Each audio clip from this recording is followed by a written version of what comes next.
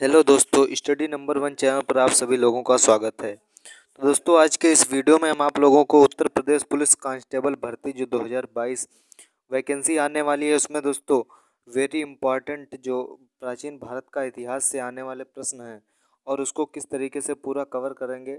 पूरे वीडियो में आप लोगों को अंत तक बना रहना होगा। तैयारी शुरू अब होगी, पूरी तैयारी बिल्कुल फ्री क्लास होगी केवल स्टडी नंबर 1 चैनल पर।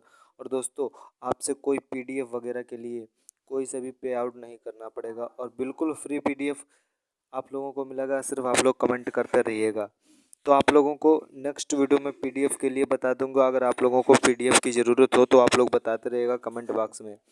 तो देख सकते हो, अगर कोई सा भी अगर आप लोगों को पार्ट प्रॉब्लम हो रही है तो आप लोग कमेंट बॉक्स में बता दीजिएगा, उसको मैं दोबारा रिपीट कर दूंगा। तो दोस्तों, यहाँ पे आप लोगों के लिए जो तैयारी शुरू होगी प्राचीन भारत का इतिहास से, जो पहला है दोस्तों पाषाण काल। पाषाण काल या प्रागैतिहासिक काल दोस्तों, जिस काल का कोई लिखित साक्ष्य नहीं मिलता है उसे प्रागैतिहासिक काल कहते हैं। आद्य ऐतिहासिक काल में लिपि के साक्ष्य तो हैं, किंतु उनके अपठ्य या दुर्बोध होने का कारण उनसे कोई निष्कर्ष नहीं निकलता। जब से लिखित विवरण मिलते हैं वह ऐतिहासिक काल है। प्रागैतिहासिक के अंतर्गत पाषाण कालीन सभ्यता तथा आद्य इतिहास के अंतर्गत सिंधु घाटी सभ्यता एवं वैदिक सभ्यता आती है।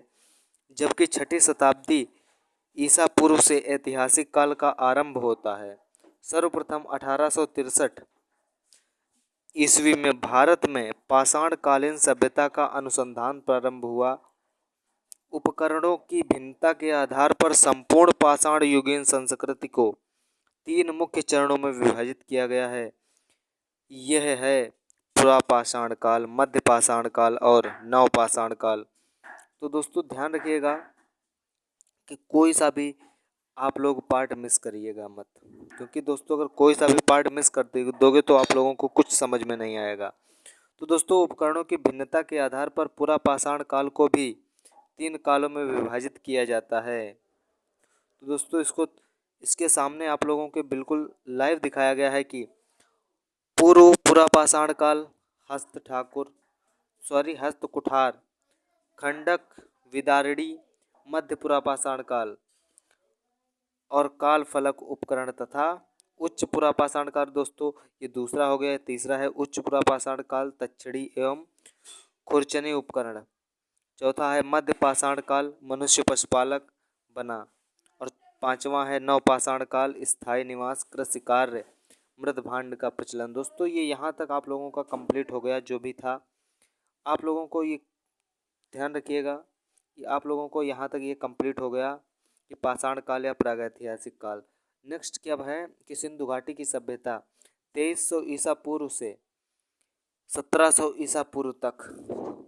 यहाँ पे आप लोगों के सामने दिखाया गया है कि सर जॉन मार्शल वर्ष 1902 से 1928 तक भारतीय पुरातत्व सर्वेक्षण के महानिदेशक थे। इनके द्वारा ही हड़प्पा और मोहनजोदड़ो की खुदाई देखरेख की गई। वर्ष 1920 में मार्शल ने हड़प्पा में तथा वर्ष 1922 में मोहनजोदड़ो में खुदाई आरंभ की। इन्होंने ही वर्ष 1924 में सिंधु घाटी में नई सभ्यता की खोज घोषणा की। दोस्तों, इसको दोबारा रिपीट कर सकते हैं, बेहद इंपॉर्टेंट और इसी से क्वेश्चन पूछे जा सकते हैं। सर जॉन मार्शल वर्ष 1902 से 1928 तक भारतीय पुरातत्व सर्वेक्षण के महानिदेशक रहे। दोस्तों, इस तरीके से प्रश्न पूछा जा सकता है, सर जॉन मार्शल किस वर्ष से किस वर्ष तक भारतीय पुरातत्व के महानिदेशक थे। तो यहाँ पे 1902 से 1928 तक। दोस्तों, आप लोगों के 4 ऑप्शन होंगे तो उसमें 1902 से 1928 तक पे टिक लगाना है आप लोगों को। इनके द्वारा ही हड़प्पा और मोहनजोदड़ो की खुदाई की देखरेख की गई।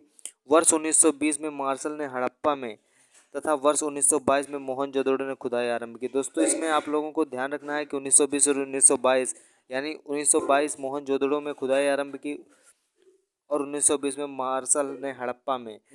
तो इस तरीके से प्रश्न पूछा जा सकता है। 1924 में सिंधु घाटी में नई सभ्यता की खोज की घोषणा की गई। नेक्स्ट क्या है कि एलेक्जेंडर कनिंघम को भारतीय पुरातत्व का जनक कहा जाता है। इस तरीके से प्रश्न पूछा जाएगा कि एलेक्जेंडर कनिंघम को भारतीय पुरातत्व का जनक कहा जाता है। तो इसमें प्रश्न आप लोगों को पूछेगा कि किसको भारतीय पुरातत्व का जनक कहा जाता है। तो आप लोगों को राइट आंसर होगा एलेक्जेंडर कनिंघम। सिंधु घाटी सभ्यता विश्व की प्राचीनतम सभ्यता थी, जिसका विस्तार लगभग 13 लाख वर्ग किलोमीटर में था, जिसका अंतिम पूर्वी बिंदु आलगीरपुर मेरठ, अंतिम पश्चिमी बिंदु सुतकना डोर बलूचिस्तान, अंतिम उत्तरी बिंदु मांडा जम्मू कश्मीर तथा अंतिम दक्षिणी बिंदु दायमाबाद महाराष्ट्र थे। आगे क्या है दोस्तों, आगे कह रहा है कि हड़प्पा सभ्यता विश्व की प्राचीन नदी घाटी सभ्यताओं में एक प्रमुख सभ्यता है, जो मुख्य रूप से दक्षिण एशिया के उत्तर पश्चिमी क्षेत्रों में फैली है। इसकी सर्वमान्य तिथि कार्बन डेटिंग पद्धति द्वारा 2300 से 1750 ईसा पूर्व मानी गई है। इस परिपक्व हड़प्पाई सभ्यता तथा सिंधु घाटी सभ्यता के अधिकतर स्थल घनगर घग्गर हकरा नदी सरस्वती के आर्द्र तल के साथ पाए जाते हैं। नेक्स्ट पॉइंट क्या है, नेक्स्ट पॉइंट कह रहा है कि सिंधु सभ्यता के सबसे महत्वपूर्ण स्थानों में हड़प्पा, मोहनजोदड़ो, लोथल, कालीबंगा शामिल थे। देश के विभाजन के समय अधिकांश स्थल पाकिस्तान में चले गए। नेक्स्ट क्या है दोस्तों, नेक्स्ट कह रहा है कि लोथल, कालीबंगा, रोपड़, भगवानपुरा, बनावली, रंगपुर, धोलावीरा प्रमुख स्थल हैं जो वर्तमान में भारत में स्थित हैं। ध्यान रखिएगा। और ये है इसका मोहनजोदड़ो का शाब्दिक अर्थ है मृतकों का टीला। मोहनजोदड़ो सैंधव सभ्यता के प्राचीन बड़े नगरों में से एक था। मोहनजोदड़ो से प्राप्त महास्नानागार सैंधव सभ्यता की सबसे महत्वपूर्ण इमारत है। इस स्नानागार के मध्य स्थित स्नान कुंड 11.88 मीटर लंबा, 7.01 मीटर चौड़ा एवं 2.43 मीटर गहरा है। इस तरीके से भी प्रश्न पूछेगा। इसका उपयोग संभवतः अनुष्ठानिक क्रियाकलापों के लिए किया जाता है। नेक्स्ट बी वाला क्या कह रहा है कि सर्वाधिक संख्या में मोहरें मोहनजोदड़ो से प्राप्त हुई हैं, जो मुख्यतः चौकोर हैं और अधिकांश सेल खड़ी की थी। दोस्तों यहाँ तक आप लोगों को ये कंप्लीट हुआ। दोस्तों कंप्लीटेड यहाँ पे आप लोगों का हो चुका। अगर कोई सी भी जानकारी आप लोगों को चाहिए कमेंट बॉक्स में ज़रूर बताइएगा। और दोस्तों जो मैंने सैंपल के लिए 6 क्वेश्चन दिए थे, वो मुझे उम्मीद है कि आप लोगों के लिए कंप्लीट हो चुके होंगे पूरे।